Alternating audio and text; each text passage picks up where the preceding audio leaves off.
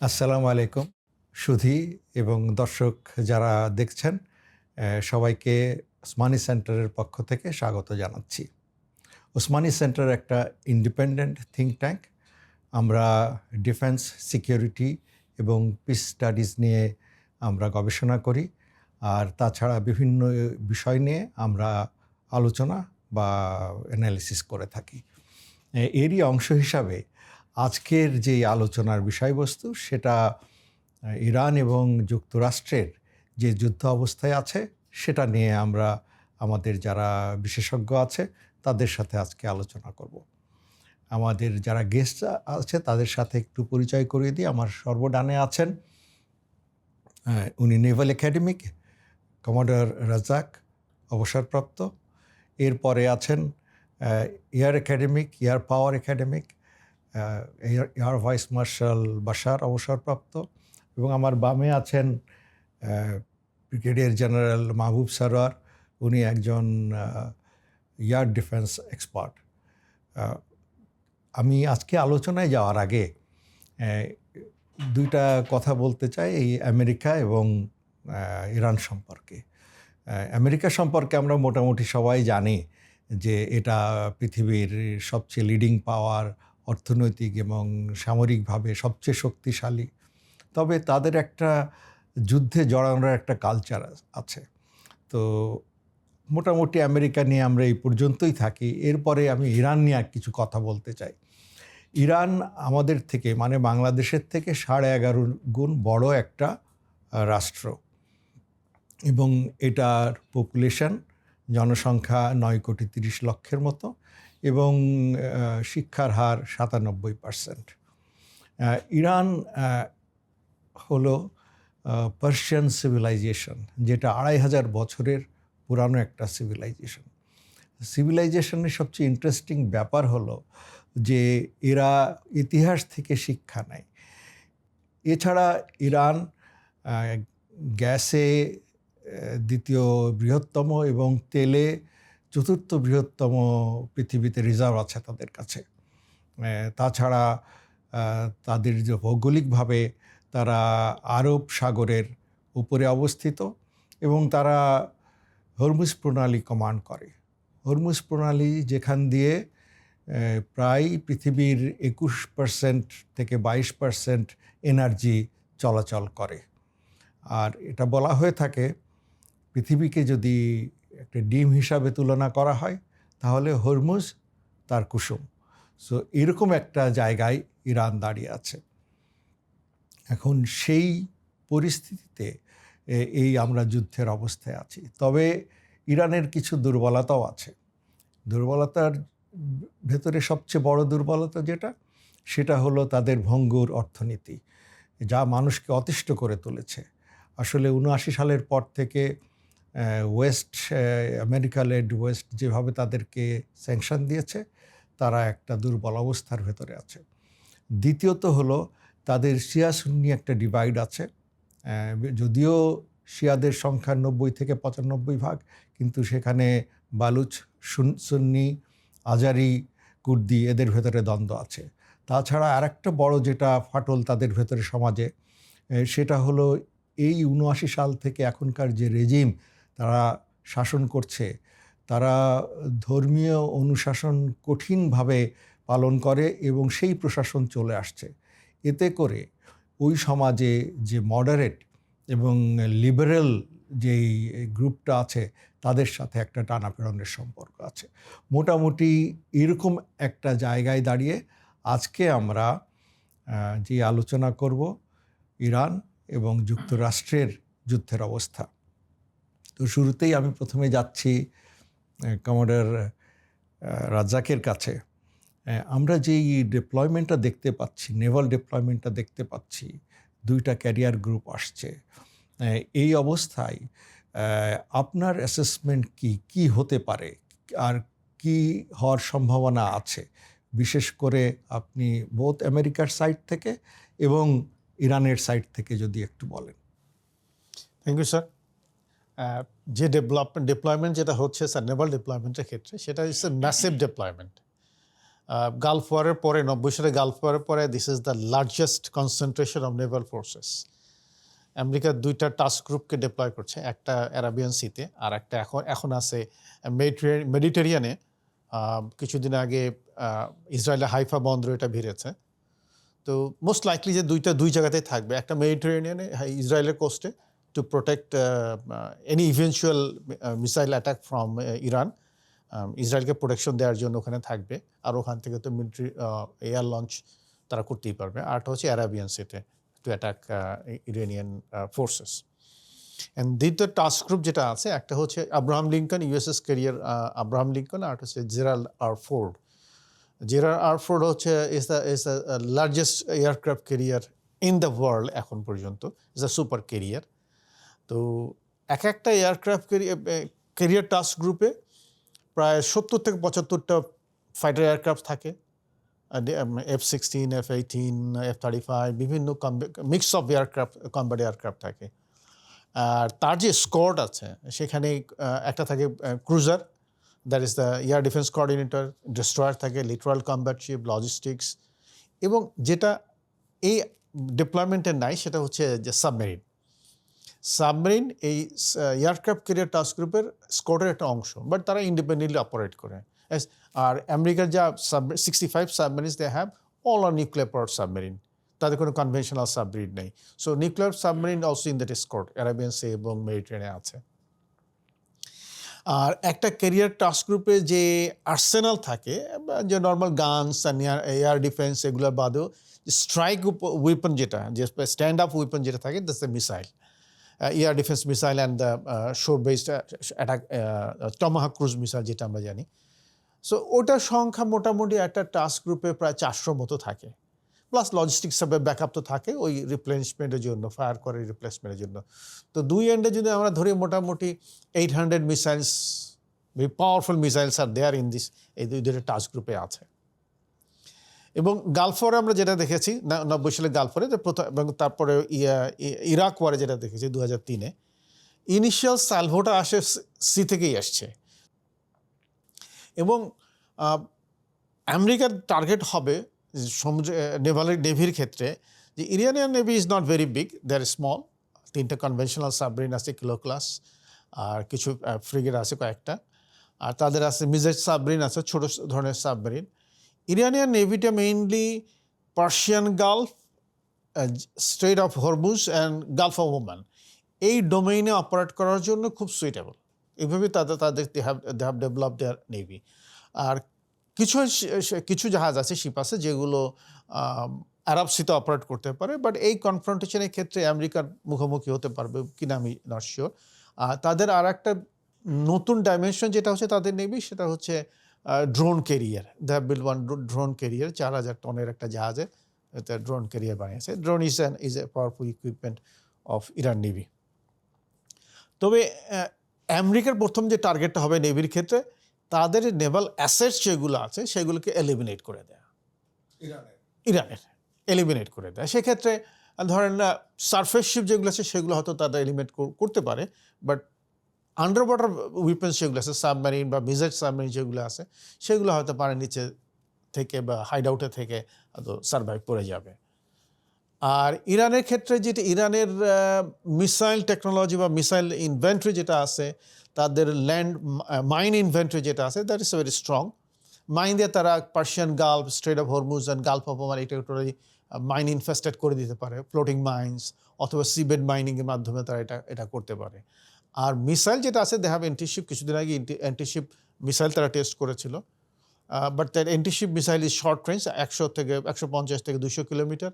কিন্তু তাদের হাইপারসনিক যে মিসাইল আছে, এইটার অ্যান্টিশিপ ভার্সন আছে কি না, that we are not sure. যদি সেটা থাকে, that's a great threat for the US navy, এবং ইরানিয়ান নেভির জন্য চ্যালেঞ্জ হবে to utilize that hypersonic antiship version to getting the real time intelligence of US ships. ওই ক্যাপাসিটি আবার ইরানের নাই। তো সেক্ষেত্রে চীন বা রাশিয়া তাদেরকে কতটুকু হেল্প করবে, সেটা আমাদের জন্য একটু দেখার বিষয় হবে। আচ্ছা, ধন্যবাদ। আপনি জিও ইকোনমিক্সের স্টুডেন্ট হিসাবে আপনাকে আরেকটা প্রশ্ন করব পরে, যে এটার এই যে আমরা হরমুজ প্রণালী যেটা বুঝি, এটা মাইনিং করলে ইকোনমিক ইমপ্লিকেশন কি হতে পারে, সেটা নিয়ে পরে আপনার সাথে আসবো আমি আবার। এখন আমি এভিএম বাশারকে কাছে জানতে চাচ্ছি যে এয়ার ডিপ্লয়মেন্ট যেটা আছে দুই পক্ষেরই, সেই এয়ার ডিপ্লয়মেন্ট নিয়ে একটু বলার জন্য, এটাতে কি হতে পারে কি না হতে পারে, কি সম্ভাবনা আছে না আছে, এটা নিয়ে যদি একটু বলেন। এক নম্বর হলো যে প্রথম টার্গেট ইরানে আমেরিকার জন্য সেটা হচ্ছে নিউক্লিয়ার ফ্যাসিলিটিসগুলো। 2 নম্বর টার্গেট হচ্ছে মিসাইল সাইটগুলো। 3 নম্বরে যদি রেজিম চেঞ্জের একটা চিন্তাভাবনা থাকে তাহলে কমান্ড অ্যান্ড কন্ট্রোল সেন্টারগুলো অ্যাটাক করার একটা ব্যাপার থাকবে। তো এর জন্য প্রথমে যেটা দরকার হবে যে ইরানের আকাশটা অন্ধকার করে দেওয়া, ইরান যাতে কোনো কিছু দেখতে না পায়। তো এখানে 2টা ক্যারিয়ার গ্রুপ আছে। এই ক্যারিয়ার গ্রুপের মধ্যে এয়ারক্রাফট একটা ক্যারিয়ারের মধ্যে যে এয়ারক্রাফটগুলো থাকে সেগুলো হচ্ছে মেইনলি ফাইটিং এলিমেন্ট হচ্ছে F-18 ইএফ, এদেরকে হর্নেট বলে। 4টা স্কোয়াড্রন থাকে। 4টা স্কোয়াড্রন ইজ অ্যাবাউট একটা স্কোয়াড্রনে 10 থেকে 12টা এয়ারক্রাফট থাকে। সো রাফলি অ্যাবাউট 48 এয়ারক্রাফট। তার সাথে আবার এখন যুক্ত হয়েছে F-35 লাইটনিং, এটার একটা স্কোয়াড্রন থাকতে পারে একটা ক্যারিয়ারের মধ্যে। এর বাইরে ইলেকট্রনিক ওয়ারফেয়ারের জন্য EA-18 গ্রাউলার বলে এয়ারক্রাফটটাকে, মেসিভ ইলেকট্রনিক প্রড, এরা করতে পারে। আপনার ইলেকট্রনিক ওয়ারফেয়ার পরে হলো আপনার airborne command control. Airborne command কন্ট্রোলের জন্য আছে E-2D হকাই। এটা একটা বড় এরকম 2টা-3টা এয়ারক্রাফট থাকে। তারপরে থাকে হেলিকপ্টার।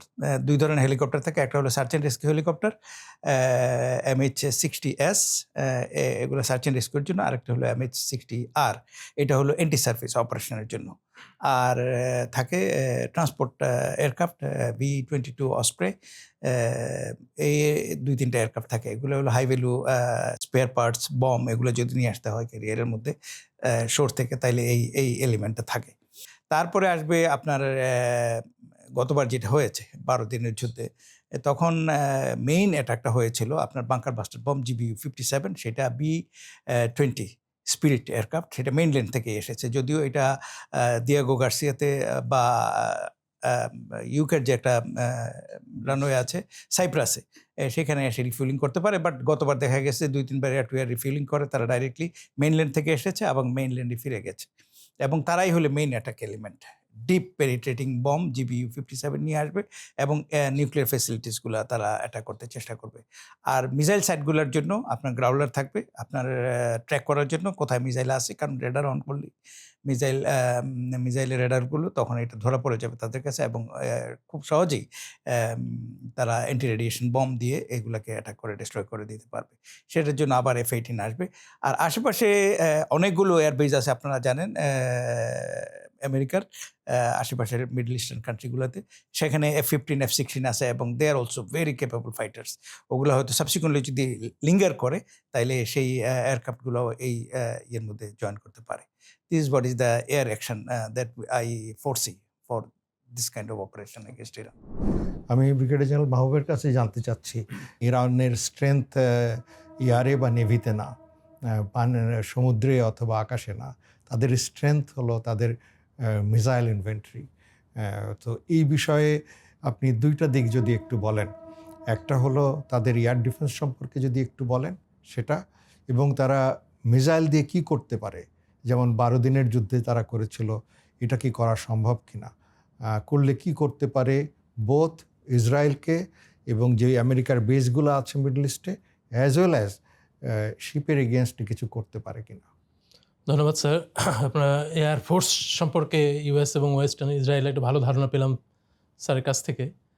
তো এই এয়ারফোর্সের সাথে কাউন্টার করতে হলে, ম্যাচ করতে হলে যে ক্যাপাবিলিটি দরকার, ইরানের এই এত বছরের স্যাংশন, তারপরে অর্থনৈতিক অবস্থা এবং টেকনোলজিক্যালি যে লিমিটেশন, তার জন্য তারা এটা কখনোই তৈরি করতে পারেনি। এটা না পারার জন্য তারা একটা ডিফারেন্ট স্ট্র্যাটেজি দিকে গিয়েছে, যেটাকে বলে ফায়ার পাওয়ার স্ট্রাইক স্ট্র্যাটেজি। তো ওটাতে আমি পরে আসছি। তার আগে বলি আমি যে ground based air defence system যেটা ইরানের এখন এই মুহূর্তে অপারেশনাল আছে, ওই একই কারণে স্যাংশন এবং অর্থনৈতিক সমস্যার কারণে তারা ওই সোভিয়েত এরা কিছু সিস্টেম আছে, SS-16, SS-13 বা চাইনিজ HQ-7 সব শর্ট রেঞ্জ এবং এখন ওই 20-30 বছরের পুরনো বা তারও বেশি।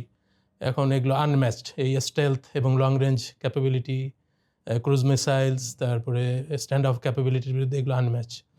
তো আর ইরান, এটা আপনি বলেছেন, এর ব্যাপক এয়ার স্পেস, এটা কাভার করার জন্য একটা ফুল প্রুফ এয়ার ডিফেন্স, যেটা ইসরায়েলের আয়রন ডোম বা অ্যারো বা ডেভিড স্লিং এগুলোর মতো একটা ক্যাপাবিলিটি তৈরি করা অর্থনৈতিকভাবে ইরানের জন্য কখনোই একটা অপশন ছিল না, এখনও নেই। তাদের যেটুকু আছে S-300 আর বাভার একটা আধুনিক তাদের ইন্ডিজিনাস ক্যাপাবিলিটি, তো খুব লিমিটেড কয়েকটা সাইটে তারা এগুলো অ্যাক্টিভেট করতে পারবে। এবং যেগুলো ওই ইলেকট্রনিক কাউন্টার মেজার বা তারপরে স্টেলথ এয়ারক্রাফটের বিরুদ্ধে কোনো ইফেক্টিভ, এর আগে গত জুন 2025-এর যুদ্ধে দেখা গেছে যেগুলো কোনো কাজে আসেনি। তো যেটা ইরানের স্ট্র্যাটেজি হচ্ছে ফায়ার পাওয়ার স্ট্রাইক। তো Iran has huge inventory of surface two surface missile, drone, surface two surface মিসাইলের মধ্যে আছে ballistic missile, hypersonic missile, hypersonic glide vehicle. তো এগুলো সব আন্ডারগ্রাউন্ড ফ্যাসিলিটিতে এগুলো করা আছে, খুবই মানে নট ভালনারেবল, এগুলোকে টেক আউট করা খুব কঠিন হবে। এবং এই যুদ্ধের গ্যাপে যেটা আমরা ইসরায়েলের সাথেও দেখেছি, ওই একটা ট্রেলার লঞ্চড মিসাইল যেগুলো আছে TEL ভেহিকেলের সাথে, বাংকার থেকে নিচে থেকে বের হয়ে এসে একটা ভলি 20-30টা মিসাইল ভলি ফায়ার করে ভিতরে চলে যাচ্ছে। তো এখন এই ধরনের মিসাইল এবং ড্রোন, এইভাবে ড্রোন সোয়ার্ম থেকে শুরু করে যে কোনো এয়ার ডিফেন্সের বিরুদ্ধেই এটা 10%ও যদি সাকসেস হয় তাহলেই এনাফ, যেটা গত জুন 2025 আমরা দেখেছি। অ্যাকচুয়ালি 500 আর 400 এই SRBM বা হাইপারসনিক মিসাইলগুলো ফায়ার করা হয়েছে, অনলি 10% কুড গেট থ্রু, এবং এটা ফুল প্রুফ এয়ার ডিফেন্স বলে কিছু নেই। তো ইরানের স্ট্র্যাটেজি হচ্ছে যে okay, you can hit me, I can't stop you, but I can also hit you even to at more sensitive sites. তো এই স্ট্র্যাটেজিটাই ইউএসকে এবং ওয়েস্টার্ন পাওয়ারকে ধরে রেখেছে, ইরানের একটা ব্যালেন্স তৈরি করেছে। তখন এই ম্যাসিভ বিল্ড আপ যেটা হয়েছে এই এলাকায়, তো এটার থেকে ইরানের জন্য অপরচুনিটি। তার অনেক ধরনের শর্ট রেঞ্জ, মিডিয়াম রেঞ্জ অনেক টার্গেট তার জন্য অ্যাভেলেবল। টার্গেটগুলো হতে পারে যেখানে US ফোর্সেস আর দেয়, তারপরে তেল স্থাপনাগুলো যেগুলো আছে মিডল ইস্টে সব US অ্যালাইদের, সবগুলোকে জ্বালিয়ে দিতে পারে। এবং এটা যদি ঘটে তো এই এনার্জি সিকিউরিটি ওয়ার্ল্ডের নেক্সট 5-10 ইয়ার্সের জন্য ক্রিপল হয়ে যাবে। তো আমার মনে হয় না কেউ এখানে দীর্ঘস্থায়ী যুদ্ধ চায়। আর ল্যান্ড অফেন্সিভের জন্য Iran is not no option. This vast terrain, inaccessible hilly mountain terrain. এই যুদ্ধে ইরান কখনো আফগানিস্তান আর ইরাক, সিরিয়ার এক্সপিরিয়েন্সের পরে আমার মনে হয় না তাদের এটা অপশনে আছে। এখন আমি রাজ্জাক আপনার কাছে জানতে চাচ্ছি যে ইকোনমির যে ইমপ্লিকেশনটা হতে পারে যদি হরমুজ প্রণালী কোনোভাবে বন্ধ করে দেওয়া হয়, মাইনিং করে বা কোনোভাবে, একটু শর্টে যদি একটু বলেন। স্যার, যে কোনো নেভাল ওয়ারফেয়ারে চোক পয়েন্টস একটা ক্রিটিক্যাল একটা ইনস্ট্রুমেন্ট হিসেবে ইউজ করা হয়। তো হরমুজ প্রণালীটাও কিন্তু একটা ক্রিটিক্যাল চোক পয়েন্ট, একটা স্ট্র্যাটেজিক চোক পয়েন্ট। এবং যে কোনো নেভাল ওয়ারফেয়ারে maritime trade is a common victim. এটা আমরা ইরান ইরাক ওয়ারের সময় দেখেছি, স্পেশালি এইখানে that was a tanker war. Gulf ওয়ারেও দেখেছি, ইরাক ইনভেশনের সময় দেখেছি। বাট এই যুদ্ধের ক্ষেত্রে it will not be tanker war, it will be total closure of the strait of Hormuz. হ্যাঁ, কীভাবে বা ক্লোজ করে দিতে পারে সেটা হতে পারে স্যার ওখানে মাইনিং করে, বা যেহেতু ওই হরমুজ স্ট্রেটটা যেখান থেকে জাহাজ চলাচল করে খুবই ন্যারো একটা জায়গা, ওখানে একটা সুপার ট্যাঙ্কার ডুবাই দিলেও this path is closed, channel বন্ধ হয়ে যাবে। বন্ধ হলে ইম্প্যাক্টটা, গ্লোবাল ইম্প্যাক্টটা হচ্ছে ওখান থেকে যে প্রতিদিন 20-22% যে গ্লোবাল অয়েল যেটা ট্রেড হতো, শিপমেন্ট হতো, সেটা বন্ধ হয়ে যাবে, একদম কমপ্লিটলি ক্লোজড। কারণ GCC কান্ট্রিজগুলোর কারোর সেকেন্ড কোনো পোর্ট নাই, শুধু সৌদি আরব কিছু আছে এবং UAE কিছু তেল পাইপের মাধ্যমে সৌদি আরব থেকে যায়, that is around 2.1 million barrel সবাই মিলে পাইপ দিয়ে করে। So that will be global impact হবে ওখানে। আর এর বাইরে যেটা আছে যে এখানে এই স্ট্রেট অফ হরমুজে প্রতিদিন 120টার মতো জাহাজ যাওয়া আসা করে। এর ভিতর 15-20টা হচ্ছে সুপার ট্যাঙ্কার যারা তেল নিয়ে যায়, আর বাকিগুলো হচ্ছে GCC কান্ট্রিজের যে লজিস্টিক্স, যেটা তাদের ফুড সিকিউরিটির জন্য যে ফুড স্টাফ, তারা তো তাদের ফুড সিকিউরিটি ইম্পোর্ট ডিপেন্ডেন্ট, তো ওটাও বন্ধ হয়ে যাবে। তো GCC কান্ট্রিজগুলো ওখানে 3 মাস থেকে দেশ ভেদে 3 থেকে 6 মাসের মতো ফুড রিজার্ভ তাদের থাকে। বাট এটা যদি একটু লং হয়ে যায় এই যুদ্ধটা এখানে স্পেশালি মেরিটাইম ফ্রন্টে, তখন তাদের জন্য একটা সিকিউরিটি হ্যাজার্ড আসবে, ভালনারেবিলিতে পড়ে যাবে তারা। আর একটা যেটা আছে, যুদ্ধ যখন বাধে তখন দেখা যায় ওই দেশ থেকে মানুষ এভাকুয়েট করে চলে যায় অন্য জায়গায়। এই জিসিসি কান্ট্রিজগুলো যে ওয়ার্কফোর্স যারা আছে তার মেজরিটি হচ্ছে একটা ডায়াসপোরা, বিদেশি নাগরিক যারা ওখানে তারা কাজ করে। তারা যখন পুল আউট করবে তখন একটা ভ্যাকুয়াম তৈরি হবে, যেটা তাদের ইমার্জেন্সি সার্ভিসেস, ইউটিলিটিস, অন্যান্য ইনফ্রাস্ট্রাকচার সার্ভিস যেগুলো আছে সেগুলো ইফেক্ট করবে। আলটিমেটলি যে কিন্তু এই এফেক্টটা ইকোনমির উপরে পড়বে। একটা যদি খুব শর্ট হয়ে যায় অল্পতে, তাহলে ইকোনমিক ইম্প্যাক্ট নিয়ে বের হয়ে আসতে পারবে। আর যদি একটু দীর্ঘায়িত হয় 6 মাস, আর শর্ট টার্মেও যদি বলি 6 মাস যদি দীর্ঘায়িত হয়, তাহলে এটা বড় ধরনের ইম্প্যাক্ট পড়বে এই জিসিসি কান্ট্রিজগুলোর উপরে। শুধু জিসিসি না, সারা পৃথিবী জুড়েই এটার যে পৃথিবীতে তো ওই যে 20% গ্লোবাল অয়েল যেটা বন্ধ হয়ে গেল, নাই, ওয়ার্ল্ডের কাছে এখন নাই।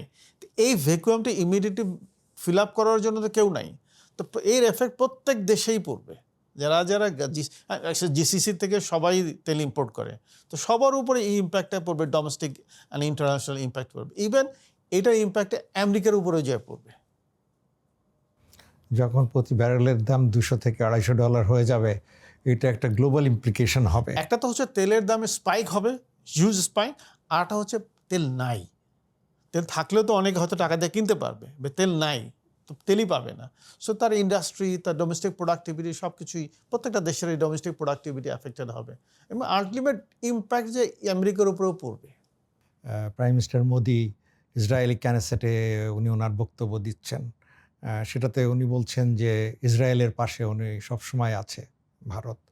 সো একটা রিজিয়নাল পাওয়ারের ওইটা বোঝা গেল যে এই উনার এই কথার মাধ্যমে ক্যানেসেটে যাওয়া, বক্তব্য দেয়া, ইন্ডিয়ার একটা পজিশন আমরা বুঝতে পারলাম। আমরা যদি রাশিয়া এবং চীনের বিষয়টা ধরি, তাহলে তাদের কি পজিশন হতে পারে এবং সেই ইমপ্লিকেশনটা কি, এটা যদি বাশার আপনি বলেন। রাশিয়া ইউক্রেন যুদ্ধে ইরান ছিল রাশিয়ার পাশে এবং আমার মনে হয় রাশিয়া সেটা মনে রাখবে। তাছাড়া তারা কিছু তেলও কিনে ইরানের কাছ থেকে। আমি যতটুকু জানতে পেরেছি যে এই যুদ্ধে অলরেডি তারা ইরানকে বেশ কিছু প্রায় 500-এর মতো পোর্টেবল এয়ার ডিফেন্স সিস্টেম দিয়েছে, যেটা নাকি শোল্ডার থেকে ফায়ার করা যায় গ্রাউন্ড ট্রুপসদের মাধ্যমে, এবং এটা লো ফ্লাইং হেলিকপ্টার এবং এয়ারক্রাফটকে অ্যাটাক করতে পারে, যেটা নাকি খুব একটা বড় বাধা হয়ে দাঁড়াবে যদি ভেনেজুয়েলার মতো কোনো সিচুয়েশন আমেরিকা চিন্তা করে থাকে। আর চায়না তো major buyer of the Iranian oil. তারা 80% তেল বোধহয় চায়নাতেই যায় ইরানের, যেটা নাকি স্যাংশন দিয়ে রাখছে আমেরিকা। চায়না এখন কিন্তু বলেছে যে তারা ডাইরেক্টলি যুদ্ধে জড়াবে না, কিন্তু আমার যতদূর মনে হয় তারা স্যাটেলাইট ট্র্যাকিং, তাদের স্যাটেলাইট আছে যেটা নাকি আমেরিকান কোনো ক্যাপাসিটি নাই সেগুলোকে ইন্টারফেয়ার করতে পারে, সেই স্যাটেলাইট ট্র্যাকিংয়ের একটা সুবিধা তারা দিতে পারে। প্লাস তাদের কাছে হাইটেক সফটওয়্যার আছে যেটি দিয়ে তারা নাকি সাইবার যুদ্ধ চালানোর জন্য বেশ কিছু প্রযুক্তি তাদের দিতে পারে, কারণ এই যুদ্ধে কিন্তু সাইবার একটা বড় রোল প্লে করবে। আমার মনে হয় এই দুটো জিনিস থাকবে। প্লাস 2023 সাল থেকে ইরানের সাথে রাশিয়ার কিন্তু আরেকটা চুক্তি হয়েছে Su-35 দেওয়ার জন্য ইরানকে, এবং সেই অনুযায়ী ইরানের পাইলটরা কিন্তু রাশিয়াতে ট্রেনিং করতেছে। এবং আমার যতদূর আমি শুনেছি যে অ্যাবাউট 4 থেকে 10টা Su-35 ইরানেও থাকতে পারে, কিন্তু তারা এখনও অপারেশনাল কন্ডিশনে আসে নাই। সো এই যুদ্ধে তারা পার্টিসিপেট করবে কিনা সে ব্যাপারে আমার যথেষ্ট সন্দেহ আছে। আর রাশিয়ারও স্যাটেলাইট সিস্টেম আছে। সো এই স্যাটেলাইটের সাপোর্টটা বোথ চায়না এবং রাশিয়া ইরানকে দিতে পারবে। আলোচনার জন্য স্যার যে 3টা এজেন্ডার বিষয় আছে, আমরা যদি একটু খেয়াল করি, 12 দিনের যুদ্ধের যখন বাংকার বাস্টার ওই 3টা নিউক্লিয়ার ফ্যাসিলিটিসে ফেললো, এবং তারপর কিন্তু প্রেসিডেন্ট ট্রাম্প বলছেন যে ইরানের নিউক্লিয়ার প্রোগ্রাম ইজ এলিমিনেটেড ওই বাংকার বাস্টার বম্বিংয়ের পরে, এরপরে যুদ্ধটা থেমে গেল। বাট ওই যুদ্ধে একটা জিনিস কিন্তু সামনে চলে আসছে, সেটা হচ্ছে যে ইরানের যে মিসাইল ক্যাপাসিটি, এটা সম্পর্কে সম্ভবত ইসরায়েল এবং আমেরিকার ওই ধারণাটা ছিল না। সত্যি বলতে আমেরিকার একটাই ছিল, নিউক্লিয়ার এনরিচমেন্ট হবে না, আর বাকি 2টা ইসরায়েল। আমরা সবাই জানি যে এইটা হলো ফরমায়েশি যুদ্ধ ট্রাম্প সাহেব করছেন। এটা ইসরায়েলের ফরমাইশে উনি এই যুদ্ধে এসছেন। আসলে এটা আমেরিকার কোনো ন্যাশনাল সিকিউরিটির কোনো ইস্যু না। আমি স্যার এখানে স্যার একটা জিনিস রাশিয়া ফ্যাক্টরটা আরেকটু অ্যাড করতে চাচ্ছি। রাশিয়া কিন্তু ইউক্রেন ঢুকেছিল, ভাবছিল যে 1 মাসের মধ্যে যুদ্ধটা শেষ হয়ে যাবে, কিন্তু 4 বছর ধরে যুদ্ধ চলতেছে এবং এইটার মেইন কারণ হচ্ছে যে আমেরিকা যাচ্ছে যে রাশিয়া এখানে একটা গোত্তা খাক। তো এখন যদি আমেরিকা এখানে যুদ্ধ লাগায় তাহলে রাশিয়া কিন্তু সেই জিনিসটাই চাইবে যে আমেরিকাও এখানে একটা ভালো গোত্তা খাক, একটু লিঙ্গারিং যুদ্ধ হোক এবং ভালো করে তারা সাফার করুক। এবং এটা রাশিয়া এই জন্য চাইবে যে তেলের যদি কোনো সমস্যা হয় রাশিয়ার জন্য এটা কোনো প্রবলেম না। ধন্যবাদ আপনাদের সবাইকে। আসলে আমেরিকার একটা সাইকি আছে, তারা শিভালরি দেখিয়ে যুদ্ধে জয় করতে চায়, কিন্তু তাদের যেন কোনো ক্ষতিগ্রস্ত না হয়, তাদের কোনো বডি ব্যাগ তারা তাদের দেশে দেখতে চায় না। এটা একটা বিষয়। আর আপনি যুদ্ধ করবেন, পানিতে নামবেন, ভিজবেন না, এটা তো সবসময় হয় না। And Iran is not Venezuela. আমরা সবাই জানি যে যে কোনো যুদ্ধ হোক না কেন তার একটা পলিটিক্যাল এইম থাকে। এই পলিটিক্যাল এইম যদি অ্যাচিভ করা না যায় তাহলে এই যুদ্ধটা শুধুমাত্র ধ্বংসাত্মক একটা কার্যকলাপ, জীবনহানি, সম্পদহানি, এছাড়া আর কিছুই না। তো যেহেতু পলিটিক্যাল এইম ছিল আমেরিকার পলিটিক্যাল এইম রেজিম চেঞ্জ করে এখানে একটা পাপেট গভর্নমেন্ট বসানো, এই পাপেট গভর্নমেন্টের মাধ্যমে এই তেল এবং এই গ্যাসের যেই ভান্ডার সেটা কবজা করা, আর এরপরে যেটা ইম্পর্টেন্ট ছিল মিডল ইস্টে রাশিয়া এবং চায়নার যেই ইনফ্লুয়েন্স সেটা বন্ধ করে দেওয়া। বিশেষ করে বেল্ট অ্যান্ড রোড ইনিশিয়েটিভ যেটা ইরানের ভেতর দিয়ে ইউরোপ বা আরব সাগরে আসছে, ইন্ডিয়ান ওশানে, এইটা বন্ধ করে দেওয়া, কন্টেনমেন্ট অফ চায়না সেটাকে কার্যকর করা।